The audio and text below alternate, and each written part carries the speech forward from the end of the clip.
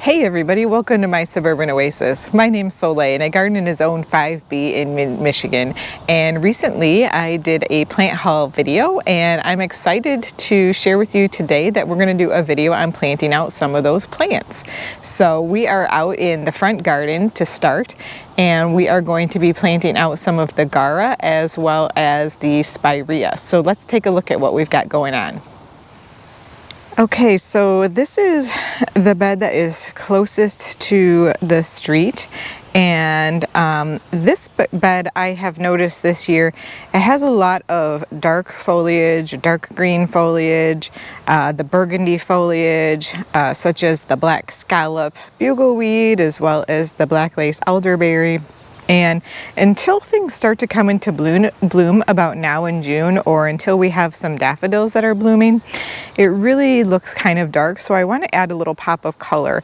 And I did add a lemon jade sedum plant back here at the end of the year last year. And note, I still need to cut back the daffodil foliage in this garden bed. Yes, I know. But that's going to come. So what I want to do to brighten up this garden bed though is to add this Spirea, and this is the Sundrop Spirea, and this one is a bit of a spreader. It's a low grower, but it can get about 3 feet wide if it does really well in the garden space. The other one that I've had for a couple of years now, and it has grown a little bit but not very quickly. So I think this one will be happy here though because it needs full sun. Now also in this garden bed we have some Gaura that I planted last year, and it overwintered successfully for me. And this is also some of that burgundy or dark foliage, but it's going to have some really bright pink blooms on it soon, so I'm excited for that. But I wanted to carry that theme on further, so now that I have the Gaura from my plant haul, I'm going to plant some out towards the front of the road. And so we have the Gaura Beliza pink right here, and that's going to be on this corner. And then we're going to put another one on the other corner over there. And I think what we'll do today, in addition to planting these, is I'll clean up the chives that are planted right here, and we'll cut back some of that daffodil foliage just so that we can, tidy up the garden bed while we're here planting. All right, we're gonna dig a nice hole for this Spirea, and I have my handy dandy root slayer shovel right here, which I absolutely adore. So let's get going. In order to plant this Spirea here, I'm going to have to dig up another plant, and that is this Millennium Allium. I like to call these millennial alliums for whatever reason. Must be that generation on my mind. So this one I'm just going to dig up, and I will reuse it, but that one's got to come out. I've got 4 others in this garden bed, a couple over there and a couple over here. So we'll still have plenty enough for a show, but I think that this Spirea is really going to make a big difference in this garden bed in terms of brightening it up. And there are some daffodils that are going to be right behind it.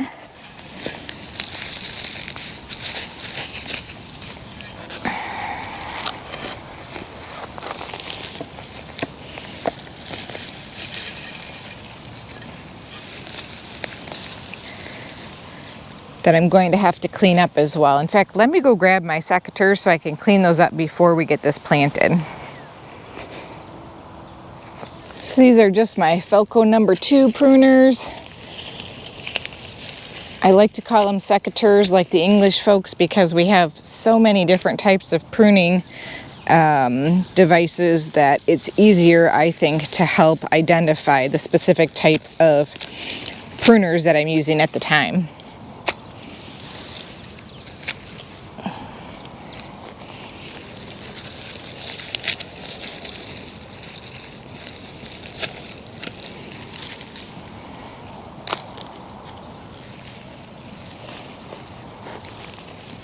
I can tell already this garden bed is just like all of the others, is parched and dry.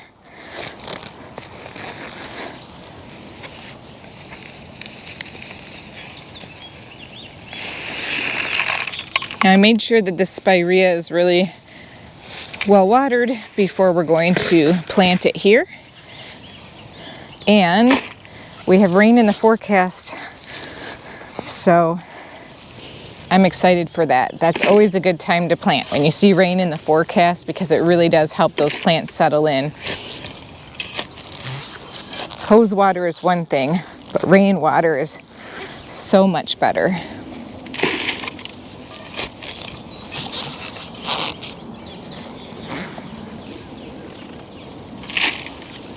Now, I've had this particular garden bed for about 3 years now, and it started just as arborist mulch placed on top of the soil, similar to that new garden bed that we just made with the small maple tree in it.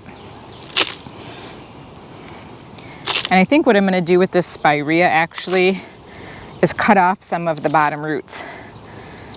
Now, before I plant it, I am also going to actually put water all the way into this bottom of this hole so that it can really be moist, and it will help the roots to continue to seek going downwards. So I'm just going to fill up this hole pretty much completely with water. I guess it depends on how quickly it drains, but it probably won't drain that fast. And then once it settles down, I will then plant the shrub.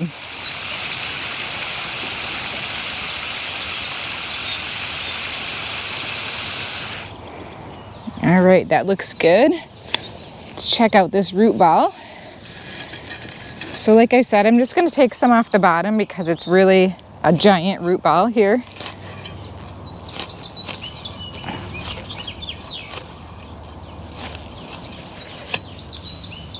It's not badly root bound or anything like that.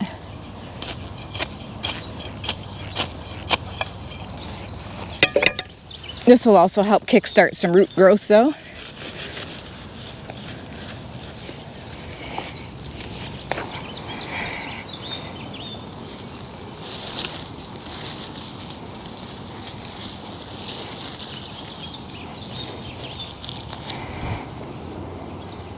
Okay, I think that looks really good. Let me stand back and take a look. Oh yeah, that makes a big difference, don't you think? All right, let's fill back in around it. And then we'll give it another really good water.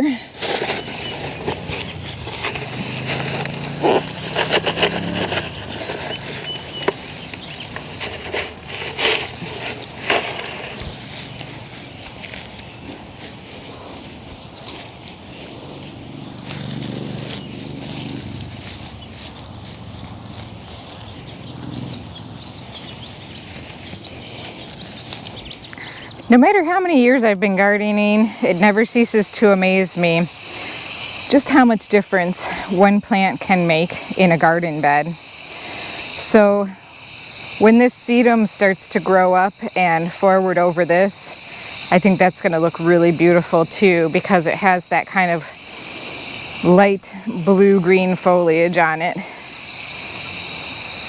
And I'm just trying to also make sure that the soil around this shrub is also moist and not just below it, so that the roots try to, you know, start to grow outside of the hole in which it's planted. All right, very good. I think that'll do it. Let's plant some Gaura. Again, before we start digging, I'm just going to cut back this daffodil foliage, and I'm cutting it back all the way to the mulch. So we shouldn't have too much sticking out. And this Gaura was pretty well watered, but I think it's going to be pretty root bound when I pull it out of the pot. Everything is so dry, you guys. I'm surprised how well things are still doing, but I think it's just a testament to what a big difference mulch makes in a garden, because I use it everywhere and I'm very consistent with it.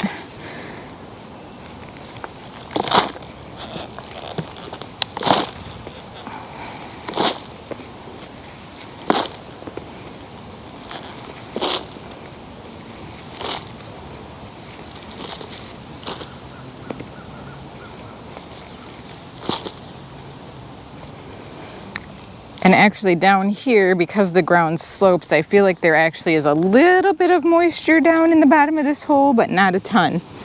So we'll definitely be giving this a good watering as well.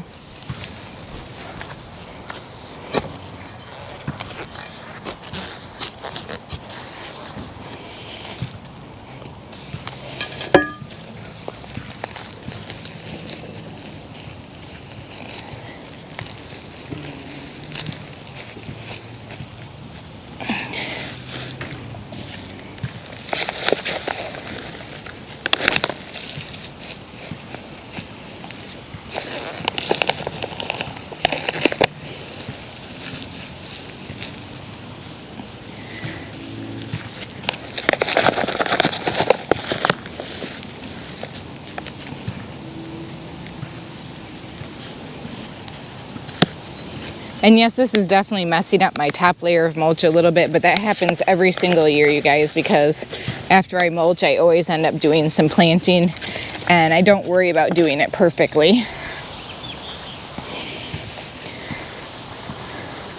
I tell you what, if I tried to be perfect, I would never be happy out here in the garden. It's actually one of the most wonderful places to be, to not be perfect, and have things actually still turn out really beautiful, I think.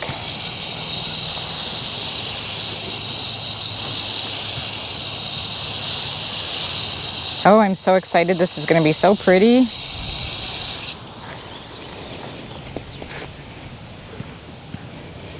All right, now before we move on to the next Gaura, I'm going to cut back these chives. This will actually give me some nice room now to come through and trim my boxwood, and hopefully I can do that tomorrow when it's kind of raining or in between the rain, because it should be nice and cool, and that will be a perfect day to be able to do it and not have to worry about any of the underneath foliage getting burnt from the sun. That's why I've been holding off so far on this one. It's brand new and this year, and I wanted to just let it settle in. And now I just have to wait for it to cool down. So with these chives, I'm just cutting them back to about 1 inch or 2 above the ground, and that's it. I will say you're going to want to wear a nice pair of gloves when you do this, because they might stink like onions afterwards if you don't. We're going to cut back the foliage over here on this daffodil.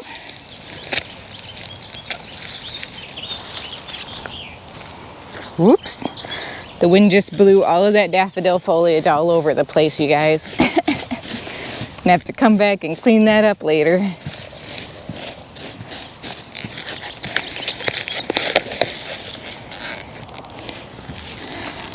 The Gaura definitely seem to be quite drought tolerant. I've been pretty pleased with that. There's definitely some root action in here, so I'm gonna grab my shovel. After we're done with these plantings, we are going to go into the back garden, and we are going to plant a little bit more into some of the containers by the pool.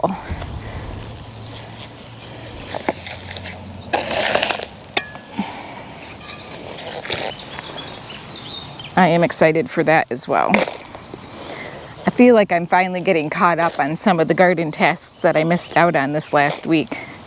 It's always a good feeling. The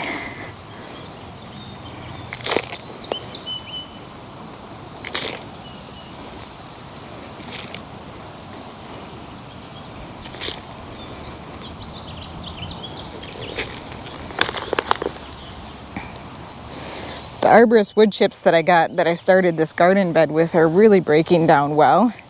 And I have to say, I think they're going to provide a great deal of moisture retention and substance to this soil out here that it didn't have before. It is such hard clay otherwise. That looks great. All right, let me get that watered in.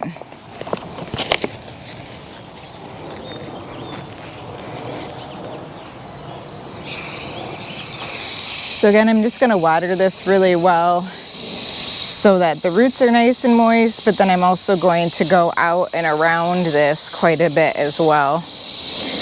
And I got quite a few questions about watering during drought and how do you know if you've watered enough? When I say to really drench something, learn how quickly your hose dispenses water, and then just make sure that you have not just wet the soil, like the top of it, but that you're really giving it a nice drink.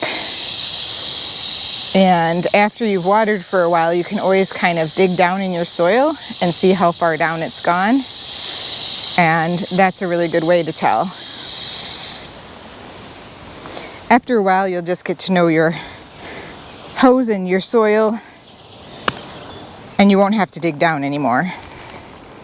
All right, well, let's take a look at what we've done here. We have the Gaura on either side of these boxwoods here and behind the mums, which I will also be cutting back, but I'll be using my hedge shears for those so that they're only probably going to be about 2 inches above the ground so that they can continue to, you know, stay nice and thick. So the Gaura looks great there. And again, we have this wonderful pop of color now underneath the blooming elderberry. It's a nice contrast, isn't it? All right, let's head into the back garden and get some of those pool planters going. All right, well, here we are. We are in the back garden. We are by the pool, and we're gonna plant up the concrete planters that are down there. We're gonna fill them out a little bit, and we are also going to plant up a couple of new pots that I got off Facebook Marketplace. So for 30 bucks, I got these 2 really nice sized pots, and I was really excited when I saw them because I have these cannas that I had overwintered, and I've been growing them in these other pots, but they're really gonna outlive this container really fast because it's just the beginning of the summer. So we need to get them into something bigger for their roots to be able to spread out and continue to produce. And these are the Pretoria cannas, so these should have some really beautiful blooms on them, like a bright orange. So the first thing I'm gonna do is just pull these out of their containers, and we can see that they really are taking the shape of the containers that they've been in. And I have some soil in these containers already, so I'm just gonna get these in, and then we are gonna backfill around them. I just need to make sure they're at an appropriate depth.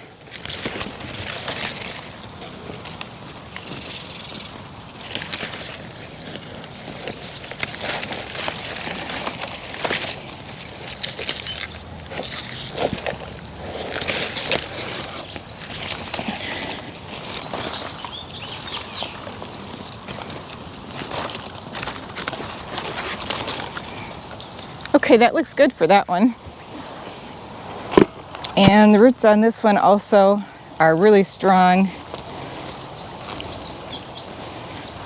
So I think these are going to fill out their space really fast. I'm gonna decide which way I want them.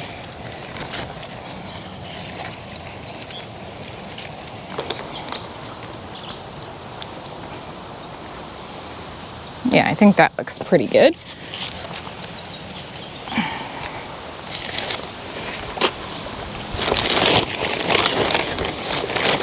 Now I'm just using some regular potting mix, and I'm going to fill in behind them, and hopefully I'll have enough. If I don't, I may end up having to go back to the store and get some more. Because these are really big pots.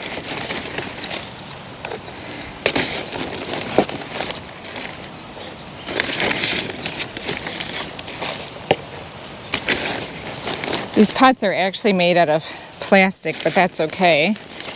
To me, that's a great resilient material that will overwinter in our garden. I wouldn't have to put it inside somewhere.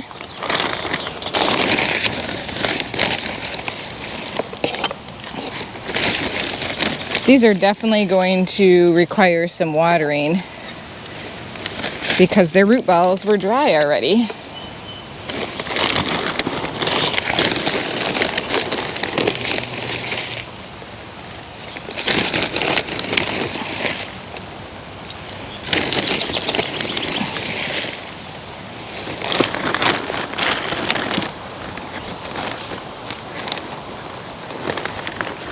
All right, let's see if we can get these containers all the way full with soil. I hope so.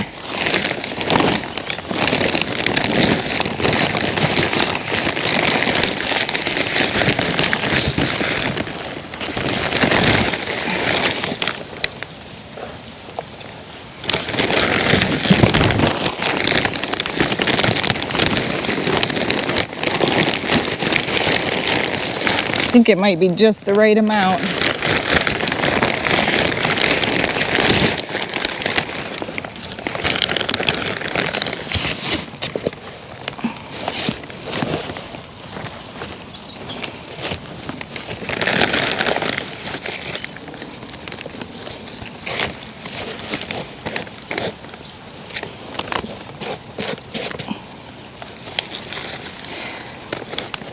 Now, I'm not a big fan of having to water pots during the summer, but the nice thing is if you group them like this, all in one spot, you really can get them done quite quickly because you're already standing there with the hose.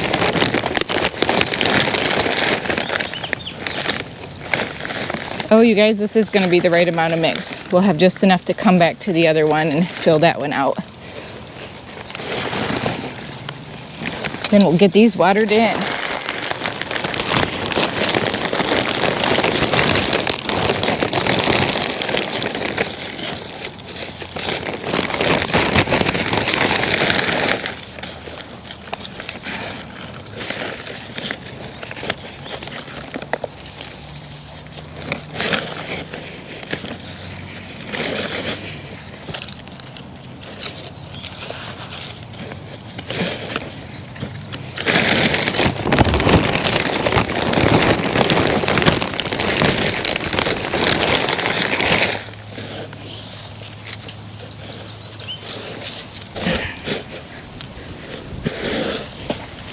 All right, let me grab the hose and we'll get this watered in. I just got this nice new dram watering wand and it has multiple different types of spray on it and I'm really enjoying it. Before I just had a plain watering wand and it did a really good job, but I find that if I'm far away from something, I can use this on a different setting and still be able to reach that plant because the water will go that far. Which is fantastic because I don't have a retractable hose everywhere, and a lot of times when I water I like to be able to use different settings on a hose. So this has been a perfect addition to my watering. I do love my retractable hoses though, you guys. They are awesome. All right, let's clean this up a little bit and then I'm going to give you guys a show of this up close and from far away. So this is the up close version, and if I got any further away I would be in the pool. So we'll have to go to the other side of the pool to give you, a look at this from afar. But this is definitely making a statement. Let's go look at it from across the pool. Wow, I am so happy with the way this turned out. So no cost for the cannas because I overwintered them, $30 for those pots. And you can see how much difference that makes just being able to have these. And honestly, you have all these beautiful colors, and when the honeysuckle vine continues to push out blooms, wow, this is just going to be amazing. You can see those pink little, what are those? Those are snapdragons. I planted those a while back and now they're just in full bloom and they look great around the bottom of that honeysuckle, don't they? All right, let's go plant up the other concrete planters.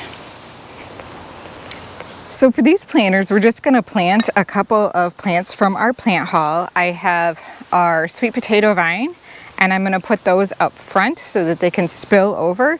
And then I'm going to add these Sunpatiens back behind the elephant ear because it's going to get nice and big and bushy.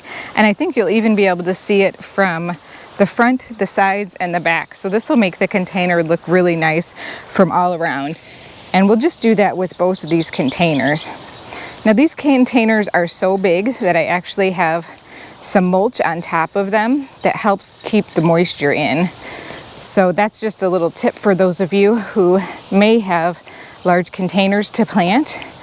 or don't really like having to water too much, if you can avoid it, this is a really great way to help maintain that moisture. The geraniums in here are really going to fill out both sides and kind of spill over the edges also. And I think when they bloom, it's going to be a really nice contrast to that limey color on the sweet potato vine.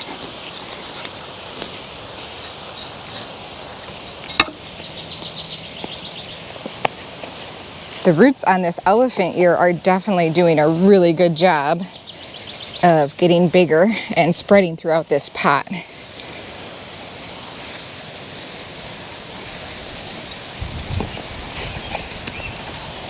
All right, let's do the other one and then we'll take a look up close at what they look like. And just as a reminder, these Sunpatiens will get to be like 2 feet wide, 2 feet tall, up to 30 inches tall actually. So they will really fill in over time underneath of this elephant ear. I think it's going to be gorgeous.